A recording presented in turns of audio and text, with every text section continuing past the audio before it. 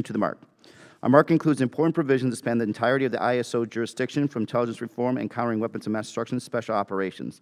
The Mark focuses much-needed congressional oversight on intelligence and special operations, as these areas form the foundation of the gray zone conflict we are fighting every day.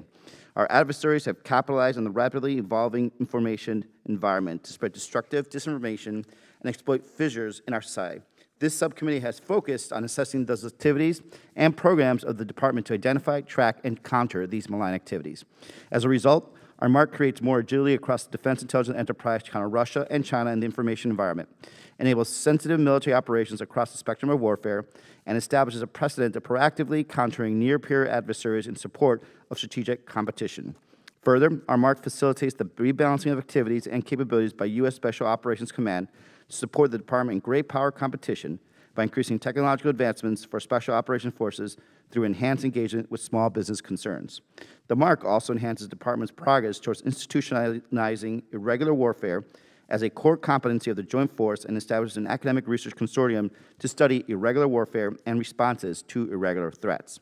In confronting gray zone threats from competitors and adversaries, we must integrate more with our Five Eye partners throughout the intelligence collection process and broaden access to other like-minded democratic partners.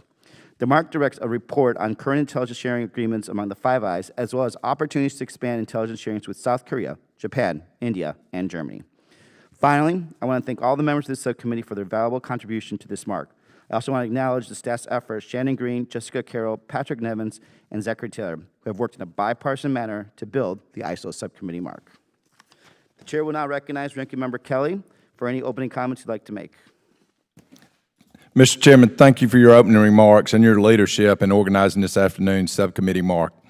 I would like to commend our members for their efforts and support in putting together the subcommittee markup package in a bipartisan fashion.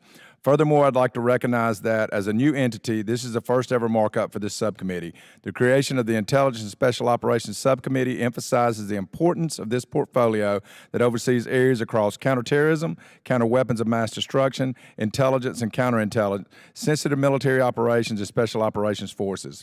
This subcommittee has been laser focused on the oversight and reform of those areas during this Congress, and this subcommittee markup package continues those efforts. Throughout our hearings and briefings, we have talked extensively about the malign actions of China and Russia, including a March hearing on disinformation in the gray zone.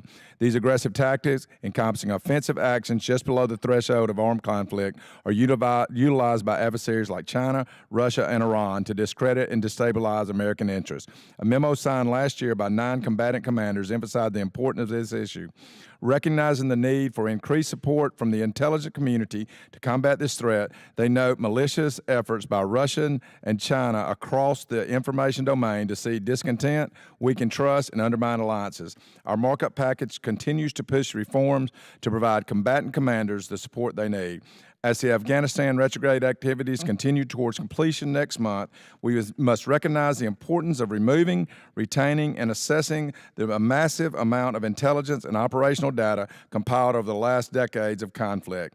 It is my fear that the so-called over-the-horizon capability will not properly maintain security within the region, and we will have to redeploy troops.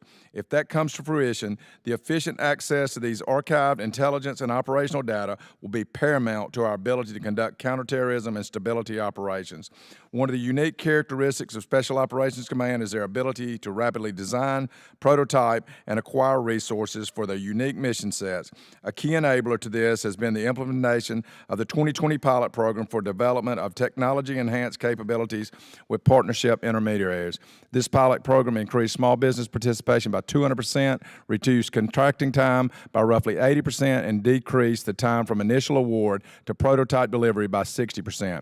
I'm proud our subcommittee Mark extends this program through the end of fiscal year 2025, and I look forward to seeing the continued successes with SOCOM. Lastly, I would like to thank the efforts of our great subcommittee support staff. Today's markup simply would not be possible without the help from our professional staff members, Patrick Nevins, Shannon Green, Jessica Carroll, and our subcommittee clerk, Zach Taylor.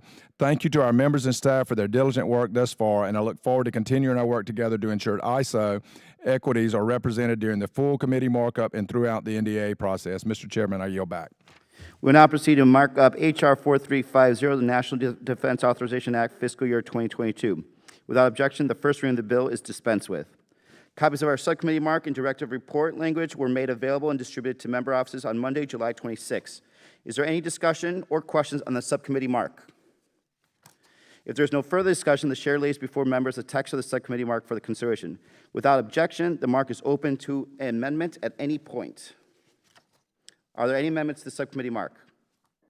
The question now occurs on the adoption of the mark. So many as are in favor will say aye. Aye. Those opposed say no. Aye. The ayes have it, and the mark is adopted. Meeting adjourned. Nope. Tab 7. The chair now recognizes the additional one from Florida, Ms. Murphy, for the purpose of a motion. Mr. Chairman, I move that the subcommittee report the mark favorably to the full committee. The question is on the motion. The gentleman from Florida, Ms. Murphy. So many as are in favor will say aye. Aye. Those opposed? Aye. A quorum being present, the ayes have it, and the motion is adopted. And without objection, a motion to reconsider is laid upon the table. Without objection, members have 5 legislative days within which to submit written statements into the record. So ordered. I also ask unanimous consent that staff be authorized to make necessary conforming technical and clerical changes and to remove from the mark provisions that would cause the mark to refer to other committees or would result in additional direct spending. Without objection, so ordered. There being no further legislative business before the subcommittee, this meeting is adjourned. Good job, Rose.